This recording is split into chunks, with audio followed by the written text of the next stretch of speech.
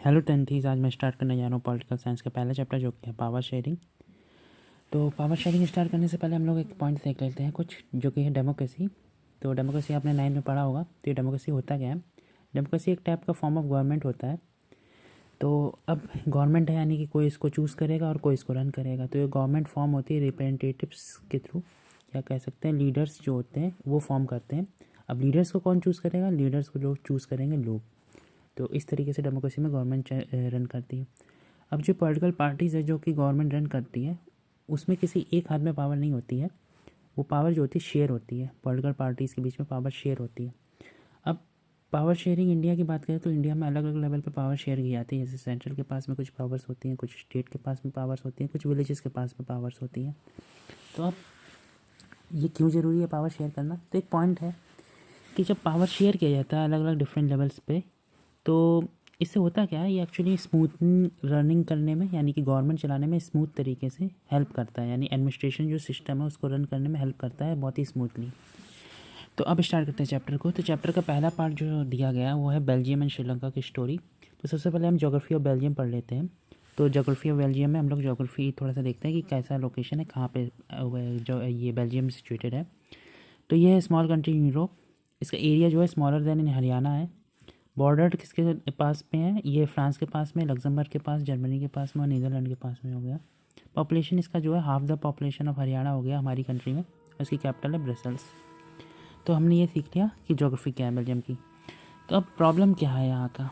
सबसे पहला प्रॉब्लम हो गया यहाँ का एथनिक कंपोजिशन। एथनिक मतलब होता है कल्चर बेस्ड कंपोजिशन कह सकते हैं हम लोग। सबसे पहले है लैंग्वेज और लिंग्विस्टिक कम्युनिटीज़, यहाँ की सबसे बड़ी मेन प्रॉब्लम।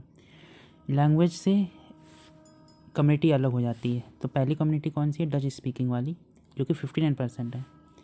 फ्रेंच स्पीकिंग जो कि 40% है, और जर्मन स्पीकिंग जो कि अराउंड 1% है। तो ये पूरे कंट्री की बात कर रहा हूँ मैं। अब कंट्री के दो पार्ट्स कर देते हैं, एक नॉर्थ बेल्जियम और एक साउथ बेल्जियम। तो नॉर्थ बेल्जियम में जिसको फ्लेमिश रीजन कहा जाता है, तो वहाँ पे मेजॉरिटी है डचेस की।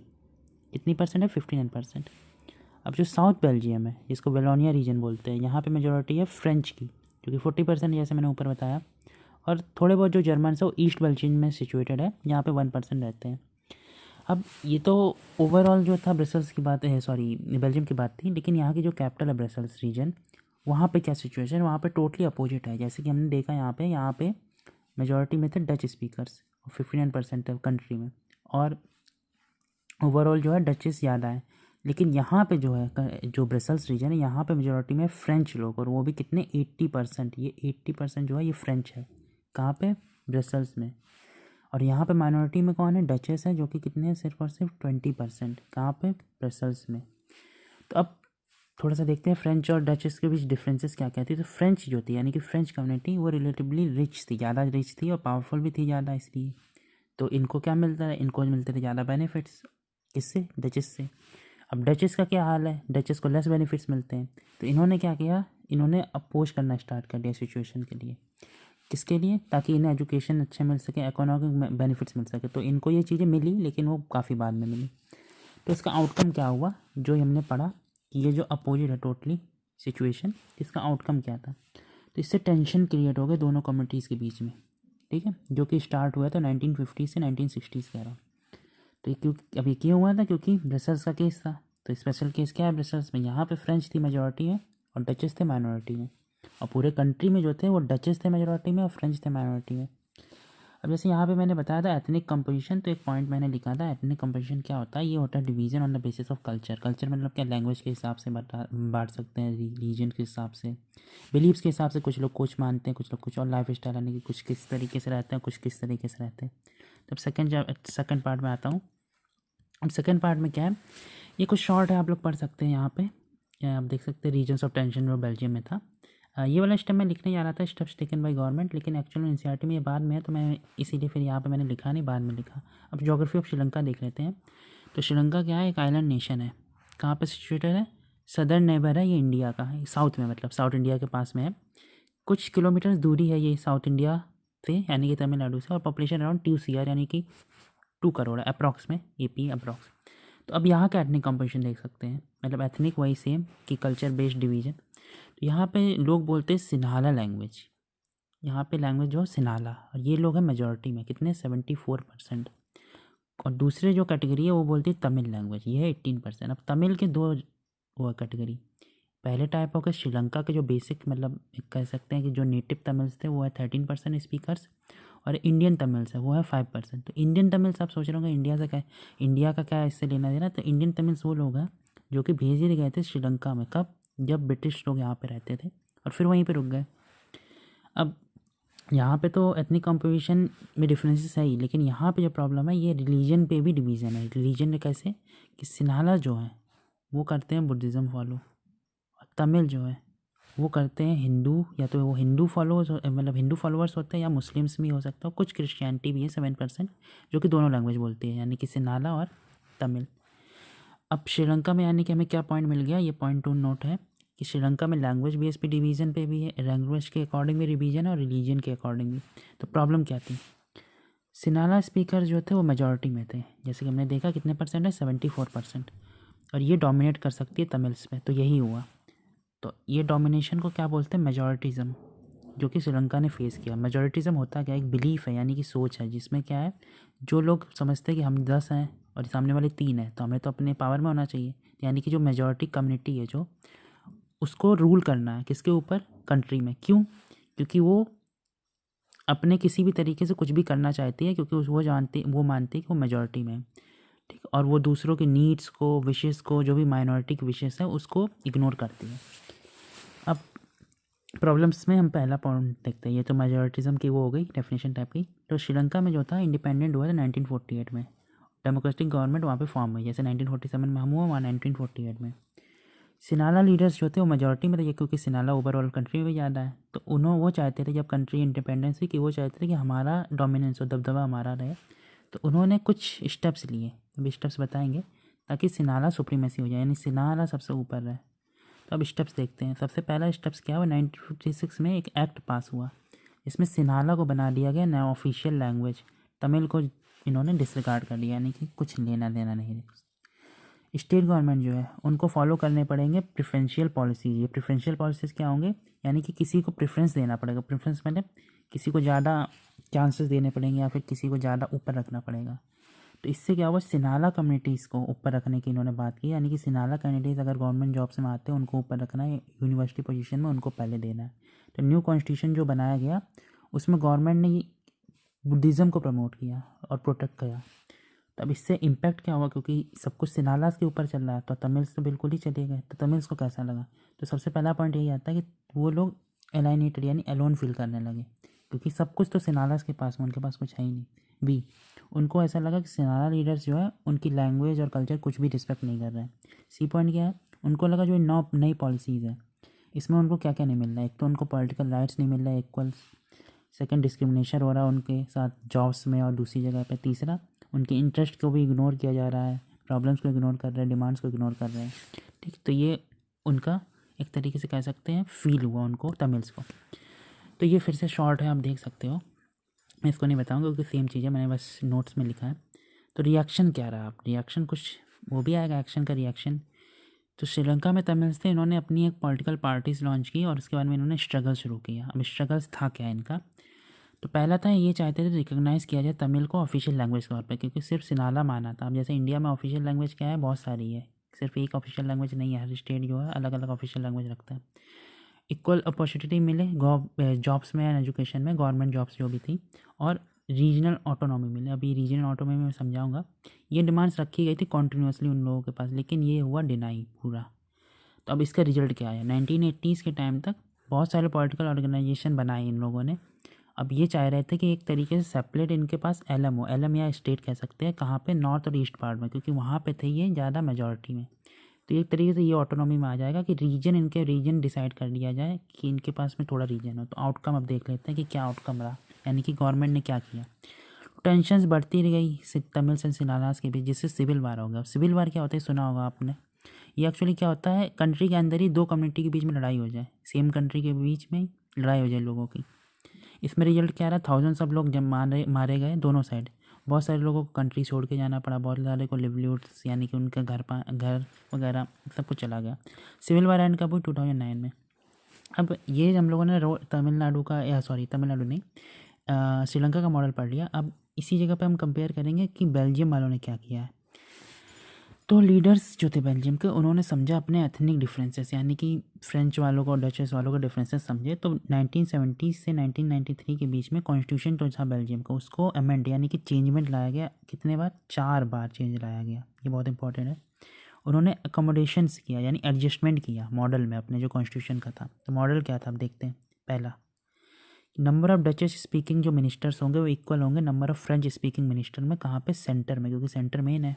सेकंड चीज़ जो देखी गई, मतलब उन्होंने किया, बहुत सारी पावर्स पहले सेंट्रल गवर्नमेंट के पास में थी, सिर्फ उनसे लेके उन्होंने दे दी स्टेट गवर्नमेंट को। किसके? दोनों रीजन्स के, यानी कि अलग अलग जगह पे, जो फ्रेंच वाले और जो डच वाले थे। तो स्टेट गवर्नमेंट पहले भी थी, लेकिन उनके पास में कोई स्पेशल पावर नहीं थी। अब की बार स्पेशल पावर उनको मिली। तीसरा पॉइंट क्या है? स्टेट गवर्नमेंट जो है अब सबॉर्डिनेट नहीं, यानी कि आंसर नहीं देगी सेंट्रल गवर्नमेंट को। इससे पहले क्या था, अगर स्टेट गवर्नमेंट थी, वो कोई काम करती थी, तो उसको गवर्नमेंट को आंसर देना पड़ता था, सेंट्रल गवर्नमेंट को। तीसरा पॉइंट जो था ब्रसल्स में, वहाँ पे एक अलग तरीके की गवर्नमेंट लाई गई।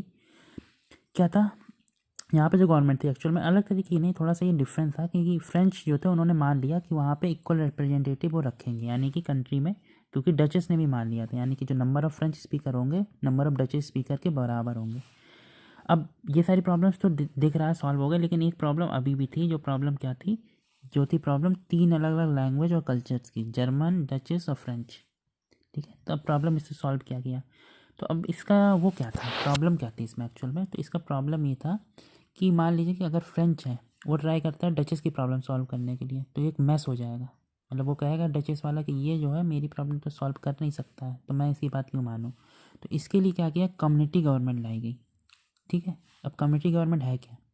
तो जो सेंट्रल और स्टेट गवर्नमेंट बनाई थी बेल्जियम ने, वहाँ उसके अलावा थर्ड टाइप ऑफ गवर्नमेंट लाएगी, जिसका नेम रखा गया कम्युनिटी गवर्नमेंट। ये गवर्नमेंट कौन चुनता था? ये कम्युनिटी गवर्नमेंट चुनते थे अपने अपने कम्युनिटी के लोग, जो कि एक लैंग्वेज के, फ्रेंच वाले फ्रेंच कम्युनिटी के लोग चुनेंगे, डचेस वाले डचेस को। इसको क्या पावर मिली? इसको मिले कुछ लॉज बनाने की पावर। अभी लॉज जो है सब तरफ नहीं थे, मतलब कुछ लॉज थे, बना सकते थे कल्चर के बेसिस पे, एजुकेशन के बेसिस पे, लैंग्वेज के रिलेटेड अपने कम्युनिटी के। उसके बाद में हम देखते हैं क्या हुआ। तो ये शॉर्ट है, आप देख सकते हो यहाँ पे। अब डिफरेंसेस क्या थे, बेल्जियम ने कैसे डील किया, श्रीलंका ने कैसे डील किया, तो वह क्वेश्चन एक राइज होता है कि बेल्जियम और श्रीलंका ने डिफरेंसेस कहते थे। तो बेल्जियम से लीडर्स ने रियलाइज़ की सबसे पहले कि यूनिटी जो है कंट्री की वो जा सकती है अगर लड़ाई हुई, तो उसको मेंटेन करने के लिए एक तरीके से हम लोग रिस्पेक्ट करेंगे सबकी फीलिंग और इंटरेस्ट लोगों के। तो उन्होंने क्या कर दिया, पावर शेयर कर दिया, जो बहुत इंपॉर्टेंट था। श्रीलंका में क्या हुआ, ठीक इसका उल्टा हुआ। मेजॉरिटी कम्युनिटी के जो लोग थे वो डोमिनेट करना ही चाहते थे, माइनॉरिटी की बात सुनी ही नहीं। तो इससे क्या होगा, यूनिटी पूरी चली गई और सिविल वार आ गया। तो यहाँ पर उन्होंने बचा लिया बेल्जियम वालों ने, और श्रीलंका वालों ने नहीं बचा पाया। अब एक क्वेश्चन आता है, why is power sharing desirable, यानी कि क्यों डिजायरेबल है, ये क्यों हम लोग चाहिए। तो एक हम लोग प्रूडेंशियल रीजन देखते हैं या लॉजिकल रीजन कह सकते हैं। इससे होता क्या है पावर शेयरिंग करने से? सबसे पहला पॉइंट क्या है, हेल्प करता है पॉसिबिलिटी, किसकी पॉसिबिलिटी? लड़ाई होगी, कॉन्फ्लिक्ट्स की, किसके बीच में? डिफरेंट सोशल ग्रुप, क्योंकि हमें पता है ये सब कंट्रीज़ में सोशल ग्रुप्स तो अलग होंगे ही होंगे। वायलेंस नहीं होगा, और साथ में स्टेबल रहेगी, किसका? पॉलिटिक्स भी। ठीक है, यानी कि जो पॉलिटिकल ऑर्डर है वो एक तरीके से स्टेबल रहेगा। मोरल रीजन्स क्या कह सकते हैं हम लोग, कि पावर शेयरिंग स्प्लिट होता है, ठीक है, अंतरात्मा होती है एक डेमोक्रेसी में। पावर शेयर करते हैं हम लोगों के साथ में एक डेमोक्रेसी में, हमें जैसे पता है। और डेमोक्रेटिक गवर्नमेंट जो होती है वो लेजिटमेट होती है। लेजिटमेट मतलब क्या होता है, अगर लोगों को पसंद नहीं आया, वो पीपल के पास में पावर होती है, वो गवर्नमेंट को चेंज कर देगी। तो इस तरीके से पावर शेयरिंग करने का कोई नुकसान नहीं है। तो अब फॉर्म्स पढ़ेंगे हम लोग कि पावर शेयरिंग किन किन तरीक़ों से कर सकते हैं। लेकिन एक तरीका था, पहले क्या थे, पहले एक लोग जो थे वो रॉन्ग आइडियाज़ थे उनके पास में। तो ओल्ड थिंकिंग यहाँ पे है। क्या लोग सोचते थे, पीपल मानते थे पावर शेयरिंग अगर कर देंगे तो पावर डिवाइड हो जाएगा। यानी कि पहले एक लोग के पास पावर थी, अब 2 लोग होंगे तो क्या, 2 लोग सही फैसला नहीं पाएंगे, तो कंट्री इससे हो जाएगी वीक। उसके बाद वो लोग मानते थे कि ऑल पावर जो रहेगी एक लोग के पास में रहना चाहिए या एक ग्रुप के पास में रहना चाहिए, वरना क्या डिसीजन बहुत क्विक नहीं होगा और वो इम्प्लीमेंट तो होगा ही होगा नहीं। तो ये तो एक सोच थी सिर्फ। तो अब फॉर्म्स देखते हैं। तो सबसे पहला फॉर्म जो है वो है मॉडर्न डेमोक्रेसी में हॉरिजॉन्टल पावर शेयरिंग का। ठीक है, ये मॉडर्न डेमोक्रेसी में क्या है, हॉरिजॉन्टल पावर शेयरिंग। दूसरा है वर्टिकल पावर शेयरिंग। तीसरा हो गया पावर शेयरिंग सोशल ग्रुप्स के बीच में, अभी बताएंगे। और पावर शेयरिंग पॉलिटिकल पार्टीज और प्रेशर ग्रुप्स के बीच में। तो सबसे पहले horizontal form of power sharing. और हॉरिजॉन्टल का मतलब क्या होता है, सेम लेवल, यानी कि जैसे कि यहाँ पे ये जो है, कोई अगर यहाँ पे है और कोई यहाँ पे है, वो दोनों सेम लेवल पे है, अगर कोई यहाँ पे है तो वो डिफरेंट लेवल पे, हॉरिजॉन्टल नहीं है। तो हॉरिजॉन्टल मतलब होता है सेम लेवल पे होना। तो पावर जो होगी शेयर की जाएगी ऑर्गन्स, ठीक है, गवर्नमेंट के साथ, जो कि सेम लेवल पे होंगे, यानी कि इक्वल पावरफुल होंगे। कोई ऐसा नहीं है कि ये ऊपर है तो ये ज़्यादा पावरफुल हो गया, ये इसको मार सकता है, ऐसा नहीं होगा। दोनों जो होंगे इक्वल होंगे, ये इसके इक्वल होगा। इसमें कौन कौन आता है? लेजिस्लेचर आता है। ये करता क्या है? इसका काम होता है मेक लॉ, जो कि पार्लियामेंट है हम लोगों का। एग्जीक्यूटिव ये करता है, इसको इम्प्लीमेंट करता है लॉ को, ठीक है, जो कि ग्राउंड लेवल पे इम्प्लीमेंटेशन का काम इनका होता है, एग्जीक्यूटिव का। तीसरा जुडिशरी होता है। ये क्या करता है? सॉल्व करता है अगर कोई लड़ाई झगड़ा हो जाए, यानी कि कोर्ट्स हो गए हम लोगों के, सुप्रीम कोर्ट और हाई कोर्ट्स। तो इसमें था पहला हॉरिजॉन्टल पावर शेयरिंग में। उसके बाद में क्या आ जाता है हम लोगों का? Vertical power sharing. ये इसका शॉर्ट नोट है। तो इसके पहले हम देख लेते हैं एक चीज़ कि अब ये लोग करते क्या है। ये लोग एक दूसरे के पावर्स के ऊपर चेक रखते हैं, यानी कि कोई ज़्यादा पावरफुल ना हो जाए, ठीक है, ताकि कोई भी ज़्यादा किसी के पास अनलिमिटेड पावर ना आ जाए। तो इसीलिए इसको कहा जाता है systems of check and balances, यानी कि चेक करती है और बैलेंस बना के रखती है। बहुत इंपॉर्टेंट है। किसको कहा जाता है? System of check and balances, horizontal power sharing को। दूसरा क्या? Vertical power sharing. ये टॉप टू डाउन आता है, यानी कि ऊपर, उससे नीचे एक, उससे नीचे एक। तो पावर जो होगा ये लेवल्स में डिवाइड होती है गवर्नमेंट की, इसीलिए इसको फेडरल गवर्नमेंट भी बोलते हैं। अब जनरल गवर्नमेंट जो होती है वो होती है सेंट्रल गवर्नमेंट, जो कि कंट्री में चलाती है। रीजनल गवर्नमेंट में हम लोग स्टेट और रीजन में बोल सकते हैं। अब इंडिया की बात करते हैं। इंडिया में तो 3 लेवल्स है गवर्नमेंट की। एक सेंट्रल लेवल है जो कंट्री संभालती है, स्टेट गवर्नमेंट जो स्टेट संभालती है, लोकल गवर्नमेंट जो टाउन लेवल है ये संभालती है। अब कॉन्स्टिट्यूशन जो है वो क्लियरली डिफाइन करता है किसके पास में क्या क्या पावर रहेगी ईच ग्रुप के पास। अब ईच ग्रुप जैसे कि हम लोगों का कौन सा है? सेंट्रल ज़्यादा पावरफुल है, स्टेट उससे कम पावरफुल है, लोकल सबसे कम पावरफुल है। अब इसीलिए इसको कहा जाता है फेडरल डिवीजन ऑफ पावर, यानी कि अलग अलग लेवल्स पे पावर को डिवाइड कर देना। तीसरा फॉर्म क्या है? पावर शेयरिंग सोशल ग्रुप्स के बीच। अब सोशल ग्रुप्स क्या होते हैं? सोशल ग्रुप्स मतलब होते हैं अलग अलग रिलीजन, कास्ट, ईटीसी जगह वगैरह के लोग जो होते हैं। तो इसमें कैसे पावर है हम लोग क्यों इंपॉर्टेंट है? तो पावर शेयर करना होता है डिफरेंट रिलीजियस और लिंग्विस्टिक ग्रुप्स के साथ, यानी अलग अलग लैंग्वेजेस के लोग हैं, जो कि कम्युनिटी गवर्नमेंट, जैसे कि हम लोगों ने पढ़ा था बेल्जियम में, कि उन्होंने कम्युनिटी गवर्नमेंट बना दी थी जो अलग अलग कम्युनिटी वाले लोगों को रिप्रेजेंट कर सकते थे। तो पावर सोशली वीकर सेक्शन में डिवाइड हो जाती है। तो पहला कैसे रिजर्वेशन जो मिलता है वुमेंस को, ठीक है, किसमें? लोकल बॉडीज़ में। दूसरा अलग अलग कॉन्स्टिट्यूशन में जो है SC STs के लिए रिजर्वेशंस हैं। और तीसरा रिजर्वेशन है रिलीजियस माइनॉरिटीज़ के बीच, ठीक है। अब इसका मेन ऑब्जेक्टिव क्या है एक्चुअल में, यानी कि सोशल ग्रुप्स को ये पावर देने का जो है मेन मकसद क्या है? इससे क्या होगा? सोशल ग्रुप्स यानी कि जो हम लोगों का, जैसे यहाँ पे पढ़ा, डिफरेंट रिलीजन के लोगों को चांस मिलेगा किसमें? गवर्नमेंट में, एडमिनिस्ट्रेशन में आने का। इसका उन्हें फेयर शेयर मिलेगा उनको पॉलिटिकल पावर में भी, ठीक। सोशल ग्रुप जैसे बताए थे, रिलीजियस माइनॉरिटी जैसे मुस्लिम्स हो गए, क्रिश्चियंस हो गए, वुमेंस हो गए, बैकवर्ड क्लासेस हो गए। लास्ट है तुम्हारा power sharing political party, pressure groups और मूवमेंट्स के बीच में। हम लोग का डेमोक्रेसी में क्या होता है? राइट्स होता है अपने लीडर्स को चूज़ करने के लिए। अब लीडर्स को चूज़ करना है तो हम करेंगे कैसे? वोटिंग के थ्रू में। तो अलग अलग पॉलिटिकल पार्टीज फाइट करती हैं, कंटेस्ट करती हैं, हम कह सकते हैं इलेक्शंस में, ताकि उन्हें पॉलिटिकल पावर मिले। कभी कभी क्या होता है, कभी कभी 2 या 2 से ज़्यादा पार्टीज फॉर्म कर देती हैं एक साथ गवर्नमेंट, ताकि क्या हो सके, उनके पास में बिगर ग्रुप बन जाता है, ताकि वो ज़्यादा वोट्स हासिल कर सके। तो इसको अलायंस बोलते हैं। तो अब हमारी कंट्री में क्या होता है, इस अलायंस को कोलिशन गवर्नमेंट का नाम दिया जाता है। तो वो प्रेशर ग्रुप्स क्या होते हैं? अब ये कोलिशन गवर्नमेंट में, हाँ मैं एग्जांपल दे देती हूँ। अभी अराउंड में इंडिया नाम का एक अलायंस बना है, INDIA। तो वो कोलिशन गवर्नमेंट अगर वो जीतती है तो कोलिशन गवर्नमेंट फॉर्म करेगी। तो प्रेशर ग्रुप्स कौन होते हैं? ये ग्रुप्स होते हैं, जैसे मान लीजिए बिजनेसमैन, ट्रेडर्स या फार्मर्स या इंडस्ट्रियल वर्कर्स ने एक ग्रुप बना लिया। किस लिए बनाया है? अपने राइट्स के लिए, राइट्स के लड़ने के लिए। अब ये क्या है, इनका कोई काम नहीं होता, ये कंटेस्ट नहीं करते इलेक्शन। क्या आप सोचोगे इलेक्शन में खड़े हो जाए ये प्रेशर ग्रुप्स वाले? ये नहीं होता है। तो लास्ट पॉइंट तुम्हारा बताया थोड़ा सा। अब प्रेशर ग्रुप्स करते क्या है एक्चुअल में, इनके साथ कैसे हम लोग पावर शेयर करते हैं? तो गवर्नमेंट एक्चुअल में करती क्या है, गवर्नमेंट इनकी प्रॉब्लम सॉल्व करने के लिए कमिटीज़ बनाती है। तो प्रेशर ग्रुप्स के पावर इशू को सॉल्व करने के लिए तो गवर्नमेंट ट्राई करती है साथ में काम करने का। तो इस तरीके से ये पावर उसमें आते हैं शेयर में, और फिर एक सॉल्यूशन लाती है या चेंजमेंट लाती है, जो भी ये चाहते हैं प्रेशर ग्रुप्स। तो हाँ, तो अब ये कैसे करते हैं इतना प्रेशर क्रिएट?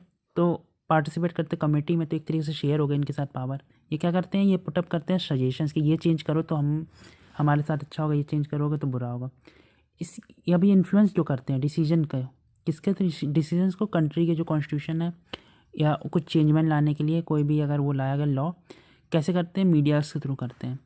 तीसरा पॉइंट है ये प्रेशर्स बनाते हैं गवर्नमेंट के आउटसाइड। कैसे आउटसाइड? मतलब प्रोटेस्ट करते हैं, मार्च करते हैं, ETC। तो ये चैप्टर हमारा हो गया ख़त्म। तो ये इन शॉर्ट नोट है, आप कर सकते हो अगर आपको चाहिए तो।